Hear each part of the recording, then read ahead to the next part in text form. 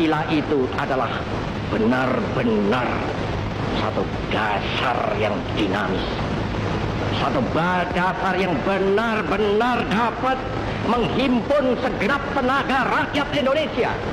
Satu dasar yang benar-benar bisa mempersatukan rakyat Indonesia itu untuk bukan saja mencetuskan revolusi, tetapi juga mengakhiri revolusi ini dengan hasil yang baik. Maka aku adalah sebenarnya utusan, wakil daripada revolusi Indonesia.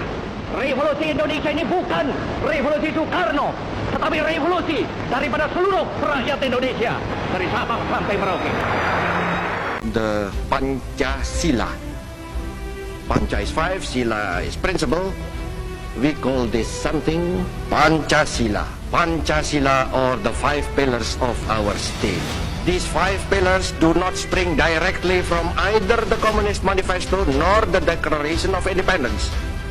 Indeed, they are ideas and ideals which have, perhaps for centuries, been implicit amongst our people.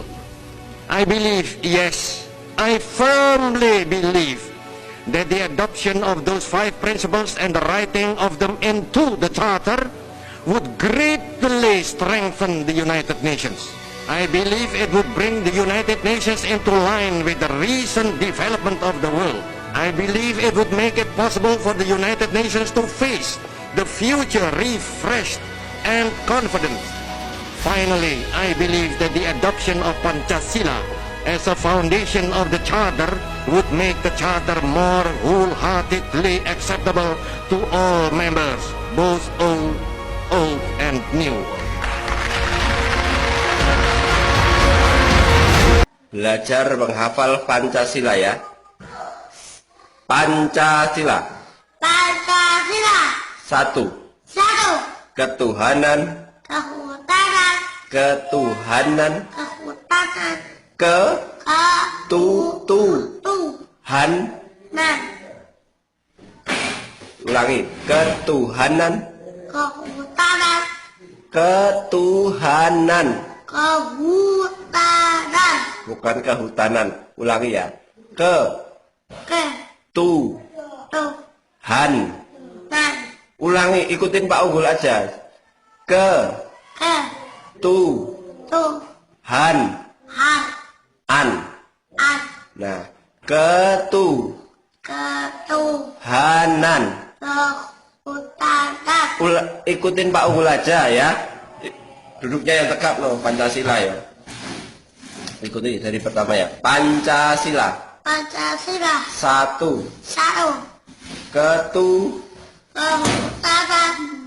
Ikutin Pak Unggul aja ya.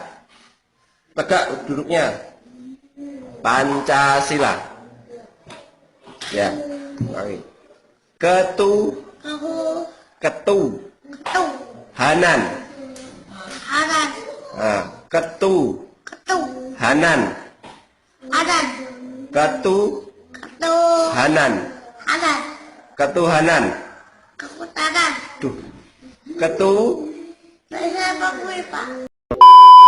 A few moments later. Assalamualaikum warahmatullahi wabarakatuh. Salam sejahtera bagi kita semua. Salam Om Swastiastu, Namo Buddhaya, dan salam kebajikan. Perkenalkan, saya Reni Kusumawati dengan NIM 250912201100 dari Program Studi Akuntansi Fakultas Vokasi Universitas Negeri Yogyakarta. Pada kesempatan kali ini, saya akan melakukan wawancara bersama salah satu guru Madrasah Ibtidaiyah yang berada di Wonosari dengan tema Pancasila sebagai Paradigma Pembangunan Pendidikan. Tema ini dipilih karena pendidikan merupakan salah satu aspek yang sangat penting dalam pembangunan bangsa, dan Pancasila sebagai dasar negara memiliki peran yang sangat besar dalam menentukan arah serta tujuan pendidikan di Indonesia. Sebelum memulai wawancara, perlu kita pahami terlebih dahulu bahwa paradigma pembangunan adalah cara pandang, pola pikir, atau kerangka dasar yang digunakan sebagai pedoman dalam merencanakan dan melaksanakan pembangunan untuk mencapai tujuan yang diinginkan. Dalam konteks Indonesia, pembangunan tidak hanya berorientasi pada pertumbuhan ekonomi atau kemajuan teknologi semata, tetapi juga harus memperhatikan pembangunan manusia yang berkarakter, bermoral, dan memiliki rasa kebangsaan yang kuat. Oleh karena itu, Pancasila dijadikan sebagai paradigma pembangunan karena nilai-nilai yang terkandung di dalamnya mampu menjadi landasan dalam setiap proses pembangunan, termasuk pembangunan di bidang pendidikan. Pendidikan memiliki peran yang sangat strategis dalam membentuk kualitas sumber daya manusia. Melalui pendidikan, generasi muda tidak hanya memperoleh ilmu pengetahuan dan keterampilan, tetapi juga dibentuk karakter, sikap, dan kepribadiannya. Dalam era globalisasi dan perkembangan teknologi yang semakin pesat seperti saat ini, dunia pendidikan menghadapi berbagai tantangan yang cukup kompleks. Kemudian, akses informasi membawa banyak dampak positif. Namun, di sisi lain juga dapat memengaruhi pola pikir, perilaku, dan nilai-nilai yang dianut oleh generasi muda. Kita sering menjumpai berbagai fenomena sosial yang menunjukkan adanya penurunan nilai-nilai moral dan karakter seperti kurangnya sikap toleransi, meningkatnya perilaku perundungan atau bullying, rendahnya kepedulian terhadap sesama, hingga menurunnya rasa cinta terhadap budaya dan identitas bangsa. Kondisi tersebut menjadi pengingat bahwa pendidikan tidak cukup hanya berfokus pada aspek akademik, tetapi juga harus mampu menanamkan nilai-nilai karakter yang kuat kepada peserta didik. Dalam hal ini, Pancasila menjadi sangat relevan karena mengandung nilai-nilai ketuhanan, kemanusiaan, persatuan, demokrasi, dan keadilan sosial yang dapat dijadikan sebagai pedoman dalam membentuk generasi penerus bangsa. Nilai-nilai tersebut perlu ditanamkan sejak usia dini agar peserta didik memiliki fondasi karakter yang kuat dalam menghadapi berbagai tantangan kehidupan di masa depan. Sebagai lembaga pendidikan yang memiliki peran penting dalam membentuk karakter anak, tentu setiap sekolah memiliki pengalaman dan strategi tersendiri dalam menerapkan nilai-nilai Pancasila di lingkungan sekolah. Oleh karena itu, melalui wawancara ini, saya ingin menggali informasi dan pandangan dari narasumber mengenai bagaimana Pancasila dapat diterapkan dalam proses pendidikan, tantangan yang dihadapi, serta upaya yang dilakukan untuk membentuk peserta didik yang berkarakter sesuai dengan nilai-nilai Pancasila. Untuk itu, mari kita simak bersama wawancara yang akan disampaikan oleh narasumber kita pada kesempatan kali ini. Assalamualaikum warahmatullahi wabarakatuh. Perkenalkan, saya Reni Kusumawati. Pada kesempatan kali ini saya akan mewawancarai Mbak Atika Fauziah atau biasa dipanggil Mbak Tika yang profesinya sebagai guru di SDMI Darul Quran mengajar kelas 2. Pada kesempatan kali ini saya menganut tema yaitu Pancasila sebagai paradigma pendidikan. Oke Mbak, aku mau berterima kasih dulu nih karena udah mau diajak ngobrol-ngobrol untuk memenuhi tugas UAS aku. Maaf banget kalau mengganggu waktunya ya, sangat disambut baik banget. Oke. Kan di dunia pendidikan itu guru tuh bukan cuman ngajar tentang pelajaran akademik ya, tapi kan juga membantu si siswa itu untuk membentuk sikap dan karakter dari si siswa itu. Apalagi kan SD kan masih dini banget, masih awalan banget gitu kan, masih belum kebentuk lah karakter dan sikapnya. Nah, gimana sih peran guru atau peran Mbak Tika sendiri gitu dalam membentuk karakter siswa agar sesuai dengan nilai-nilai Pancasila? Oke. Memang untuk pendidikan yang sekarang itu memang ditekankan bukan hanya untuk akademisnya saja, tapi pembentukan moral karakter anak itu sudah dinomorsatukan sekarang. Apalagi sekarang itu kan kurikulumnya dari waktu ke waktu, zaman ke zaman itu kan disesuaikan dengan zaman yang ada sekarang, kebutuhan anak yang sekarang. Dulu memang belum seperti ini ya teknologi ya, jadi menyesuaikan dengan perkembangan zaman. Contohnya penggunaan gadget untuk dulu pas saya masih kecil pun itu belum begitu maksimal ya untuk penggunaan gadget, hanya beberapa beberapa orang saja yang bisa menggunakan gadget. Nah, untuk yang sekarang itu anak-anak itu banyak kan malah ada yang sudah punya gadget gitu. Nah, peran pendidikan untuk pembentukan karakter, moral ataupun yang lainnya, sifat juga itu dengan yang pertama mencontohkan itu yang paling utama, karena anak di usia MI, SD itu cenderung mencontoh modeling ya namanya ya. Itu yang kedua, tak bosan-bosan untuk mengingatkan. Nah, tapi jangan dilarang ya, tapi diingatkan, diolah kembali untuk penggunaan kata-katanya. Misal, jangan buang sampah sembarangan gitu. Sebenarnya itu kan seperti kok aku dilarang-larang gitu.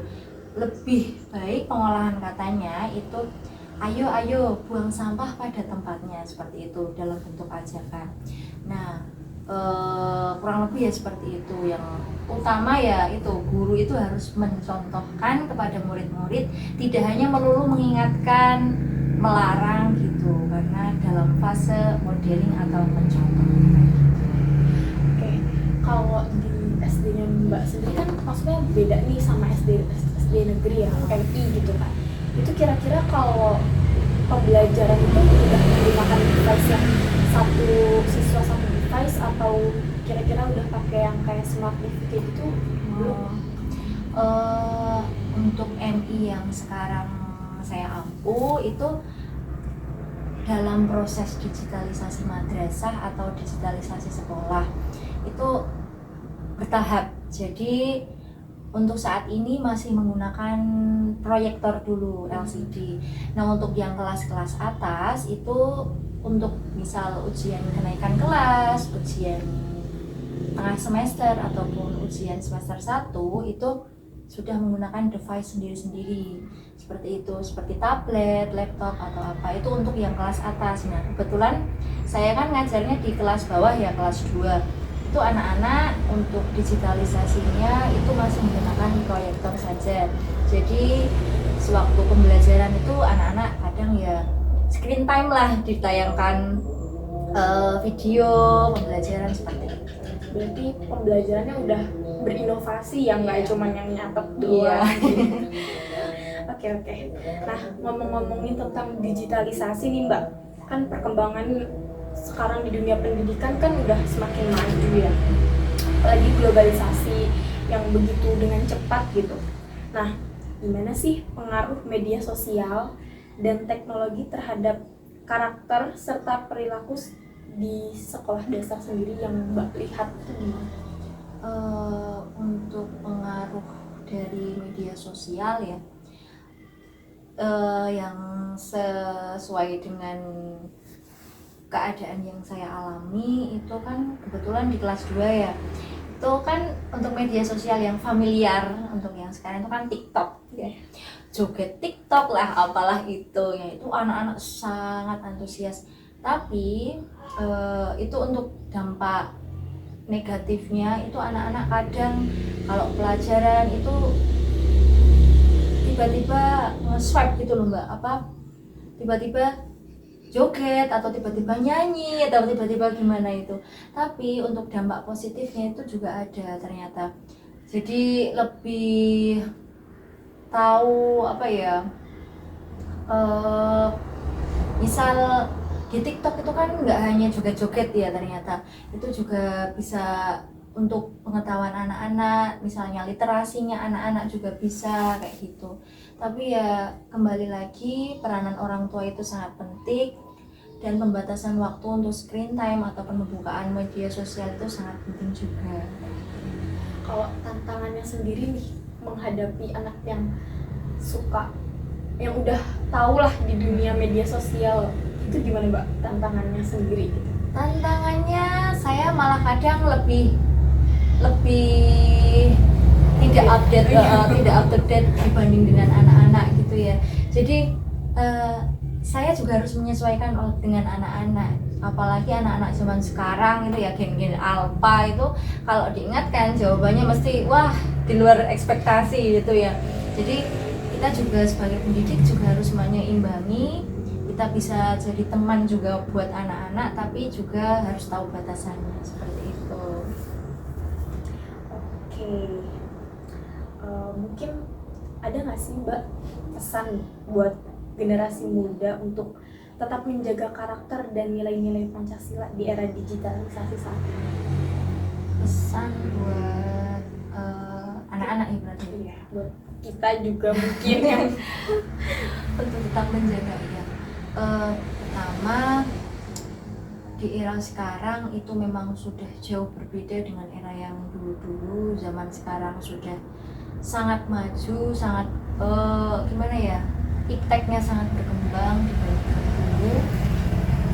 Itu jangan lupa untuk tetap menjadikan Pancasila itu sebagai fondasi untuk berperilaku, untuk bertindak. Misalkan ya sila-sila Pancasila kan ada 5, itu ada ketuhanan, kemanusiaan, keadilan, dan lain sebagainya. Itu harus tetap ditanamkan di kehidupan sehari-hari kayak gitu. Kayak ya kalau di sekolah juga, untuk sila yang pertama itu ketuhanan, itu setiap pagi makanya kita harus sholat duha dulu kayak gitu.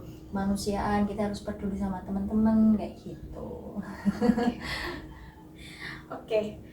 Selanjutnya, menurut Mbak sendiri nih, seperti apa sih pendidikan Indonesia yang ideal jika berlandaskan dengan benar-benar berlandaskan dengan nilai-nilai Pancasila? Kira-kira seperti apa sih? Ideal ya. Berbicara tentang ideal itu memang subjektif ya. Kalau menurut saya, Pancasila itu bukan hanya sebagai sila saja, tapi bisa dijadikan untuk pijakan pedoman hidup kita, apalagi ya itu di era sekarang ini. Seperti itu kalau menurut saya. Oke. Kita udah mau terakhir nih, ini pertanyaan terakhir banget nih. Kira-kira ada nggak sih Mbak pesan atau motivasi Mbak kepada kita mungkin yang masih menempuh pendidikan atau kepada siswa-siswanya agar tetap menjaga nilai-nilai Pancasila dalam kehidupan sehari-hari? Pesannya, apalagi di usia-usia mahasiswa ya sekarang ya, saya juga udah pernah menjalaninya gitu ya, tetap semangat. Jadi mungkin ada, setiap orang itu kan pasti punya problemnya masing-masing, punya punya hambatannya masing-masing. Jadikan Pancasila itu sebagai pedoman hidup kalian, pijakan hidup kalian, landasan hidup kalian untuk kedepannya bisa lebih menjadi pribadi yang lebih baik lagi kayak gitu. Oke, kita udah selesai nih Mbak. Maaf ya kalau banyak kurangnya. Gak apa-apa. Makasih banget udah mau meluangkan waktunya, udah mau berbagi ilmu sama aku. Semoga apa yang Mbak Tika sampaikan bermanfaat buat kita semua. Makasih juga udah mau diganggu di long weekend ini ya Mbak. Oke, mungkin itu aja, sekian dari saya. Kurang lebihnya mohon maaf. Wassalamualaikum warahmatullahi wabarakatuh. Berdasarkan hasil wawancara yang telah dilakukan, dapat dipahami bahwa Pancasila memiliki peran yang sangat penting sebagai paradigma pembangunan pendidikan. Nilai-nilai Pancasila tidak hanya diajarkan sebagai materi pembelajaran, tetapi juga perlu diterapkan dalam kehidupan sehari-hari melalui sikap religius, toleransi, gotong royong, tanggung jawab, serta rasa cinta tanah air. Kedepan, pembangunan pendidikan di Indonesia harus semakin memperkuat pendidikan karakter yang berlandaskan dengan Pancasila, dengan melibatkan seluruh elemen mulai dari sekolah, keluarga, masyarakat, hingga pemerintah. Selain itu, pemanfaatan teknologi dalam pendidikan juga perlu diimbangi dengan penguatan nilai-nilai moral agar peserta didik tidak hanya unggul secara akademik, tetapi juga memiliki integritas dan kepedulian sosial. Dengan demikian, diharapkan lahir generasi Indonesia yang tidak hanya cerdas dan kompetitif, tetapi juga berakhlak mulia, serta mampu menjadi agen perubahan dalam mewujudkan cita-cita bangsa. Pancasila harus terus menjadi pedoman utama dalam pembangunan pendidikan demi terciptanya Indonesia yang maju, berkeadilan, dan berkarakter. Sekian video yang bisa saya sampaikan, kurang lebihnya mohon maaf. Wabillahi taufiq wal hidayah. Wassalamualaikum warahmatullahi wabarakatuh.